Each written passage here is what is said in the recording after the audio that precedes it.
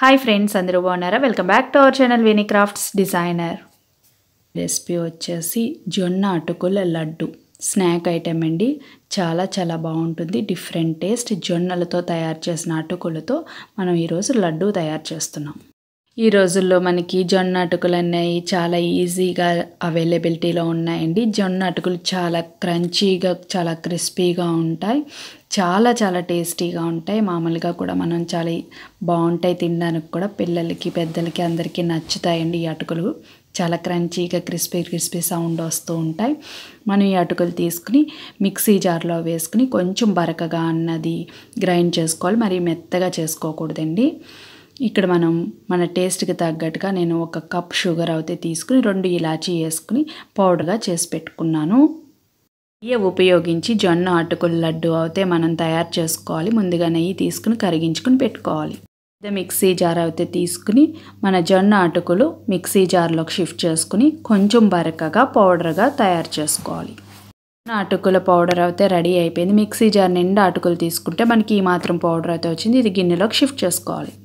Mixing బౌల్లోకి జొన్న అటుకుల పౌడర్ అయితే షిఫ్ట్ చేసేసుకున్నా. ఇప్పుడు మీ టేస్ట్కి తగ్గట్టుగా కొంచెం షుగర్ పౌడర్ వేసుకుంటూ కలుపుకోవాలి. షుగర్ పౌడర్ యాడ్ చేసిన తర్వాత జొన్న అటుకుల పౌడరు షుగరు బాగా కలిసేలాగా బాగా కలుపుకోవాలి. మీ టేస్ట్కి తగ్గట్టుగా షుగర్ అన్నది యాడ్ చేసుకోవాలి. జొన్న అటుకులు గ్రైండ్ చేసుకునేటప్పుడు కొంచెం బరకగా గ్రైండ్ చేసుకుంటాం వల్ల కొంచెం క్రంచీనెస్ తెలుస్తుంది మనం తినేటప్పుడు. నేను షుగరు, జొన్న అటుకుల పౌడర్ కూడా బాగా మిక్స్ చేసుకున్నాను. నెయ్యి కూడా హీట్ అయిపోయింది.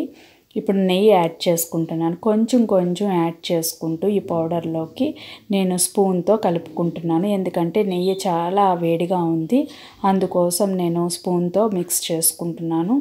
చూసుకుని కొంచెం కలుపుకుంటూ నెయ్యి అన్నది కూడా సరిపడగా కలుపుకోవాలి.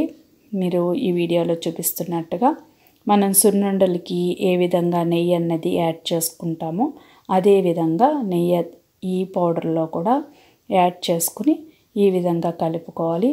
ఈ లడ్డు వచ్చేసి మనం నేతితోనే తయారు చేస్తున్నాం. నెయ్యి కలిపిన తర్వాత మనం ఈ విధంగా చుడితే ఉండ పర్ఫెక్ట్గా విచ్చిపోకుండా వస్తే మనకి లడ్డూలోకి నెయ్యి అన్నది కరెక్ట్గా సరిపోయినట్టండి. మనం సున్నుండలు ఏ విధంగా చేసుకుంటామో అదే విధంగా ఈ జొన్న అటుకుల లడ్డు కూడా మనం ఈ విధంగా రౌండ్గా చుట్టేసుకోవాలి. మనకి 1 కప్ నెయ్యి అయితే సరిపోతుంది. మనం సున్నుండలు ఏ విధంగా స్టోర్ చేసుకుంటామో అదే విధంగా జొన్న అటుకుల లడ్డు కూడా స్టోర్ చేసుకోవచ్చు. జొన్న అటుకుల లడ్డు ఈ విధంగా డిష్ అవుట్ చేసుకున్నానండి. చాలా బాగుంటుంది. మీరందరూ కూడా తప్పకుండా ట్రై చేసి కామెంట్ సెక్షన్స్లో కామెంట్స్ తెలియచేయండి. Healthy and home made product. అందరికీ మా వీడియోలు నచ్చినట్టయితే లైక్ చేయండి, షేర్ చేయండి, సబ్స్క్రైబ్ మటుకు అస్సలు మర్చిపోకండి. పక్కన ఉన్న గంట సింబల్ కూడా ట్యాప్ చేయండి. Thank you for watching. Bye.